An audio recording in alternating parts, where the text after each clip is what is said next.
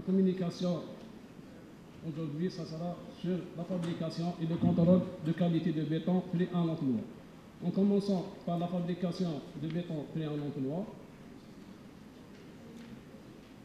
comme nous le savons tous, le béton est composé de granulats de sable et de l'eau et de ciment et avec des adjuvants pour former un béton frais de masse volumique de 2,1 jusqu'à 2,5 tonnes par mètre cube. Le béton pris en emploi est préparé dans une centrale à béton. Le camion tout pied livre sur chantier un produit frais aux propriétés techniques et esthétiques déterminées qui épousent des formes de coffrage. On a maintenant des centrales à béton automatiques avec des cartes automatiques de façon de respecter les compositions de béton. Et pour le contrôle de la conformité des bétons, il ne suffit pas d'appliquer une formulation susceptible de conduire à un bon résultat. Il faut encore le prouver par le contrôle de conformité des bétons.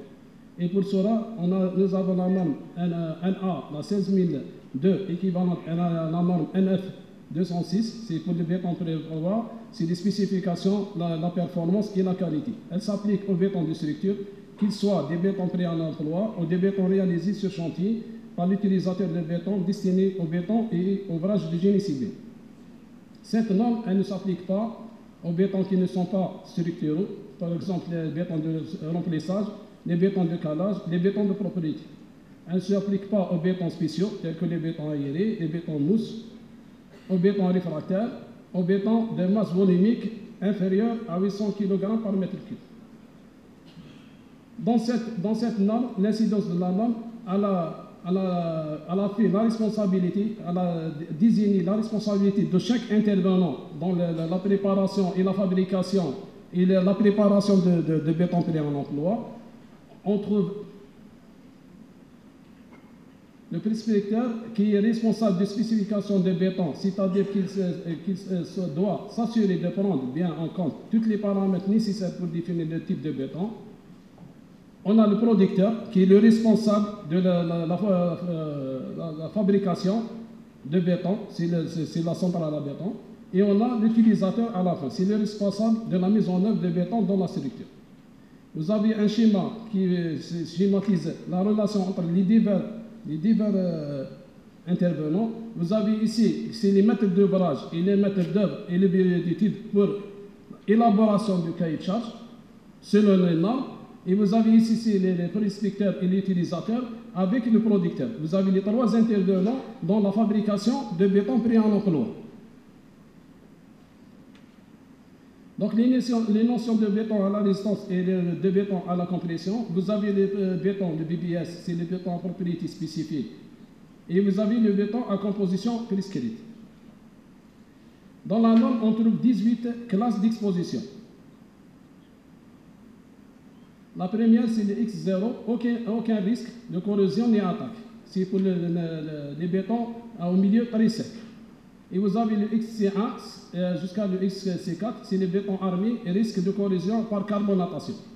Vous avez le XD1 jusqu'à le XD2 pour les bétons armés, corrosion induite par, c'est-à-dire une attaque de corrosion induite par les chlorures ayant une origine autre que marine. Vous avez les classes XF1 jusqu'à XF4, c'est les attaques au béton dues au cycle des gel-digel. Et vous avez le XS1 et XS3, c'est les bétons armés, corrosion induite par les chlorures présentes dans l'eau de mer. Et à la fin, vous avez les attaques chimiques de XAA jusqu'à XA3. Nous avons ce schéma et vous donne un exemple pour les fondations. Si nous avons une fondation et nous avons une attaque chimique, si cette attaque chimique n'existe pas, donc il n'y a pas d'armature, donc on est dans la classe X0. Si par exemple il y a une attaque chimique avec l'existence d'armature, vous avez l'humidité. Donc vous êtes dans la classe XC1 sec ou bien humide rarement sec. Si une attaque chimique existe, vous avez les trois classes, soit XA faiblement agressif, moyennement agressif, modéré ou bien fortement agressif. Ça, c'est pour les fondations, parce que dans les fondations, soit vous avez le sol qui est agressif, ou bien on trouve généralement des eaux agressives. La résistance caractéristique en comparaison à 28 jours, cette résistance caractéristique est définie en différence de 5%, quelle que soit la résistance. Vous avez la classe de résistance à la compression, elle est désignée par C25 par exemple, c'est un exemple, C25 30. Le C, c'est le concret.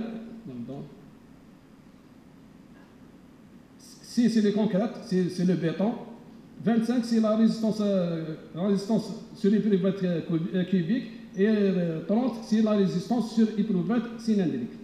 Et pour les classes d'environnement, on doit respecter la classe minimale selon l'environnement. Pour la classe X0, vous n'avez aucune condition sur la résistance mécanique. Mais pour la classe XC1, XC2, on doit avoir au minimum C20-25. Et pour la classe XF1 et XF2, vous avez la classe minimale pour le béton. On doit respecter cette classe, la résistance C25-30. Et pour les classes XF3, XF4, X2 et XA1, vous avez la résistance minimale de béton C30-37. Et pour la XD3, XA2, vous avez la résistance minimale de béton de 35 à 45. Et pour la dernière classe X3, c'est fortement agressif. On doit avoir un minimum de béton, une résistance à 28 joules de 40 mégapascales sur les éprouvettes cylindriques et 50 sur les éprouvettes cubiques. Pour les classes d'affaissement, on a 5 classes d'affaissement. C'est ça pour le béton ordinaire. Pour les bétons, par exemple, béton autoplaçant, on utilise la table, l'issue d'étalement sur table. Et pour les bétons compactés au rouleau, on utilise l'issue de VB. On doit utiliser l'issue de VB.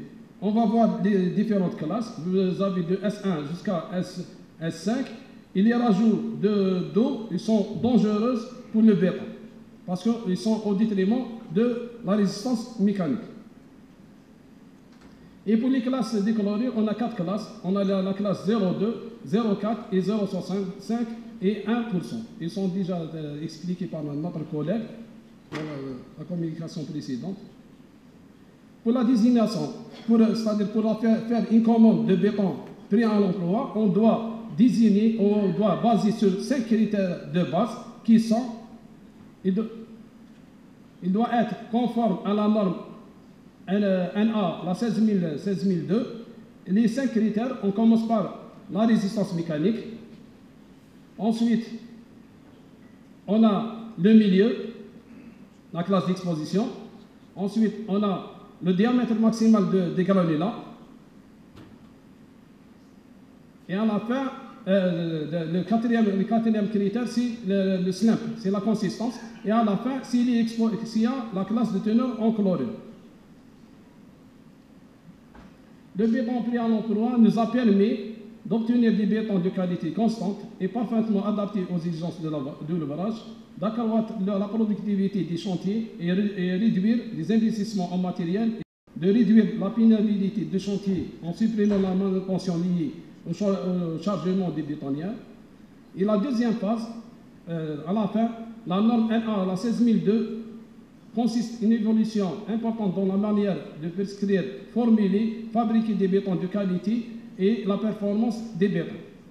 Ça, c'est un ouvrage réalisé à Dijet. C'est un barrage réalisé avec de béton compacté au rouleau. Il a consommé 1 million de tonnes de béton avec une capacité de 294 millions de mètres cubes. Et pour le contrôle de la qualité de béton, donc la fabrication de béton sur chantier nécessite des moyens de mise en œuvre appropriés pour assurer qu'il possède les performances nécessaires. Donc c'est le contrôle de qualité de béton. Pour avoir ce contrôle, quelles sont les procédures et quelles sont les exigences demandées? Le contrôle d'un béton hydraulique permet de s'assurer du choix des moyens consistants, composition, matériel de fabrication, conditions de transport, moyens de mise en œuvre, conditions de durcissement et la queue. On a aussi la maîtrise des conditions d'obtention de qualité pendant la fabrication et la mise en œuvre, de vérifier, d'attester les spécifications ont bien été respectées pour les matériaux livrés et utilisés. Pour la procédure de contrôle, on a 3 phases de contrôle. On a la phase préalable à la fabrication, c'est l'étude et la convenance. La deuxième phase, c'est la phase en cours de fabrication, inclut la vérification des caractéristiques de béton frais et des caractéristiques potentielles de béton durci. Et la dernière phase, c'est la phase de la mise en œuvre et de durcissement. Nous avons un schéma ici qui schématise les 3 phases. Dans la phase de fabrication préalable à la fabrication, vous avez le premier dossier, c'est le dossier d'étude. Et là, le deuxième, vous avez l'épreuve de convenance. Et dans la phase de fabrication, on a 4 étapes à respecter. C'est la vérification des équipements de la centrale à béton, vérification des constituants, le contrôle du process de fabrication des bétons et la vérification des résistances potentielles. Et la dernière phase de la mise en œuvre, on a 2 étapes à vérifier. C'est le contrôle de la mise en œuvre et la vérification des bétons en place. Donc, pour le dossier d'étude de béton, on doit avoir un plan qualité d'assurance, c'est le PAC, et il est réparti entre le producteur et l'entrepreneur. Le PAC doit comporter les descriptions moyennes de fabrication. Lorsqu'un transport est prévu, la description des moyens de transport et l'estimation du délai entre la fin de la fabrication, la réunion sur site, elle est obligatoire. La description des moyens de mise en œuvre, les éventuellement conditions particulières, notamment la température par exemple, la formule nominale de béton qui fixe en tenant compte des éléments précédents de la nature, la justification de la formule nominale par rapport aux exigences, soit par l'utilisation de références, soit par l'existence d'une preuve d'étude en laboratoire. L'exigence de base, c'est-à-dire pour former un béton, on doit respecter les exigences de base. Quelles sont les exigences de base? On a la nature de base, c'est très important pour le ferraillage, par exemple. Le ferraillage dans les fondations, dans les radiers, dans les fondations, des simples fondations, on n'a pas la même chose pour le béton. La classe d'exposition, la classe de résistance à la compression, la densité de ferraillage, la granularité maximale, la classe de consistance et la durée de transport. Et nous avons les différentes classes X1, A1 et XA2 et XA3. Si les environnements, on a la faiblement agressive, moyennement agressive et fortement agressive. Pour les résistances, on a la résistance caractéristique minimale cylindrique et cubique. On prend un exemple, par exemple, le C30 à 37, c'est le 30 à 30 sur les éprouvettes cylindriques et 37 sur les éprouvettes cubiques, soit 15-15 ou bien 10-10. Épreuve de convenance des bétons. L'épreuve de convenance des bétons de vérifier que le béton, défini par sa formule nominale fabriquée et transporté dans les conditions réelles de chantier, satisfait aux exigences de qualité. L'épreuve de convenance des bétons, l'épreuve de convenance comprend la vérification des moyens disponibles, vérification du respect de performances spécifiques, l'exécution d'un béton timon, la vérification des équipements, la vérification des constituants des bétons, le process de fabrication. Dans le cadre de la vérification de matériel, on a un schéma par exemple, on doit vérifier par exemple le stockage, le matériel de pesage, par exemple on doit vérifier les distributeurs d'adjuvants, le compteur d'eau on doit vérifier, les équipements de mesure on doit vérifier et le système de dosage on doit vérifier. On prend un cas par exemple pour le matériel de dosage, on doit examiner quels sont les contrôles, c'est un examen visuel. Si il est bon, il n'est pas bon, est-ce qu'il fonctionne, il ne fonctionne pas. Pourquoi on fait ça? L'objectif de s'assurer de la propriété et le bon fonctionnement. Quelle est la fréquence? On fait chaque jour dans la centrale à béton. Mais on a un essai, c'est-à-dire un contrôle spécifique, c'est la vérification de matériel de pesage. Ça se fait par l'étalonnage. On doit vérifier le matériel avec un étalonnage. C'est la vérification de la précision, soit dans la première installation ou bien périodiquement, selon le plan d'intervention.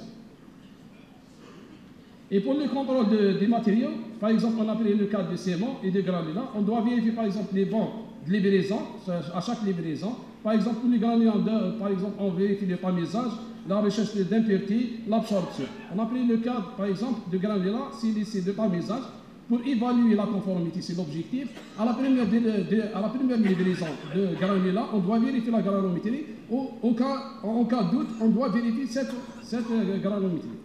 Et pour la vérification des propriétés des bétons, c'est-à-dire le béton ferré, on a par exemple la proportion de béton, la teneur en eau, les teneurs en chlorure, la consistance, la masse volumique. On a pris le cas, par exemple, la masse volumique de béton ferré, c'est un essai très simple, avec un récipient.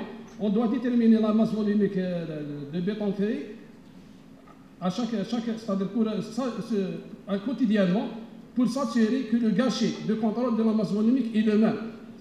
Parce que si vous avez une étude d'un béton de 2,4, on doit vérifier que le béton livré par le producteur il a la même masse volumique, c'est-à-dire au chantier. Et pour la vérification des consistances constituants, on a le ciment selon la norme 1A 442, le granulat selon la norme 5113 et la 5043, et l'eau de gâchage selon la norme 1A 9066, les adjuvants sur la norme 774 et les additions selon la norme NFEN 13055 et les fibres selon la norme NFEN 14889-1. Le contrôle de la résistance est un critère de conformité. Le contrôle de production, le béton, on doit le contrôler soit par l'essai directement sur les éprouvettes cylindriques ou bien cubiques selon la norme 5076, soit sur l'essai de carotte, elle est régie par la norme NA 5071, soit par l'essai de sclérolamètre, c'est NA 278, c'est pour les bétons durcis. Et l'essai de l'étalation, il est régi par la norme 5027. Pour les plans d'échantillonnage, on prend un exemple, par exemple, pour un béton, c'est-à-dire une centrale qui a commencé une production initiale, pour une quantité de 50 mètres cubes de la production, on prend 3 échantillons. Pour une production continue, un échantillon tous les 400 mètres cubes, ou un échantillon par semaine pour une centrale certifiée. Si elle n'est pas certifiée, on prend un échantillon tous les 150 mètres cubes de béton. Pour les critères de conformité, on a de la résistance, on a les critères de conformité individuels, on a les critères pour les résultats moyens pour une production initiale, on a les critères pour les résultats moyens pour une production continue. Ces critères ils sont établis sur les statistiques et les données de producteurs. À la fin, je termine avec le contrôle est un moyen pour vérifier le niveau de performance et le niveau de qualité requis pour les bétons. Le contrôle est un moyen pour réguler la qualité de production. Le niveau de contrôle est exprimé par le type d'essai réalisé, la taille et la fréquence des prélèvements sur les critères de conformité. Et merci pour votre attention. Merci bien, M. Mansour.